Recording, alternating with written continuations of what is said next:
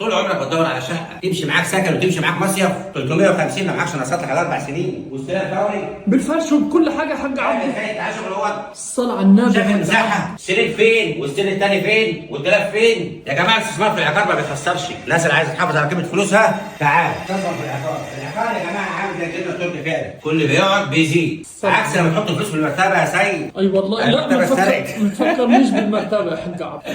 النهارده لو معاك 350 وحاطهم في الدولاب ومستني يبقوا 400 او 500 انت كده بتهزر. تضيع نفسك وتضيع عيالك. انا بننصح الشباب ما عادش حد يشيل فلوس في المرتبه زي سيد. يشيلوها في الدولاب. ولازم المطبخ كمان لسه والله. تعالى يا سيد عيشوا الحمام اوضه.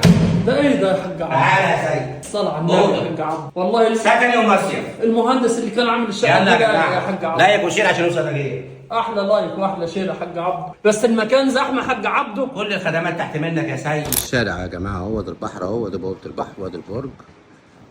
سوبر ماركت كمان زي فتح الله اهو. ما فيش غير كيسين شيبسي. السلام عليكم ورحمه الله وبركاته. اللهم صل وبارك على سيدنا محمد. السلام من اجمل شيء يا جماعه هو صلاه النبي. عيشوا وعيشونا معاكم. الاستثمار في العقار يا جماعه ما بيخسرش. تمشي معاك مصيف وتمشي معاك سكني كمان.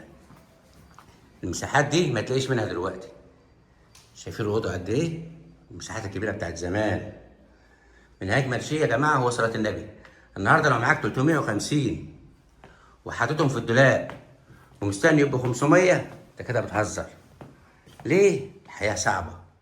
9 ب 10 في 20 تفاجأ ما فيش غير الاستيك ده لو طلته. لو حطيتهم في عقار انت كده في الامان ومحافظ على فلوسك ومحافظ على اولادك. في الحمام قد ايه؟ واسع كبير، اوضه كمان، المطبخ مقفول. ودايما الستات بيركزوا في المطابخ المقفوله الكبيره.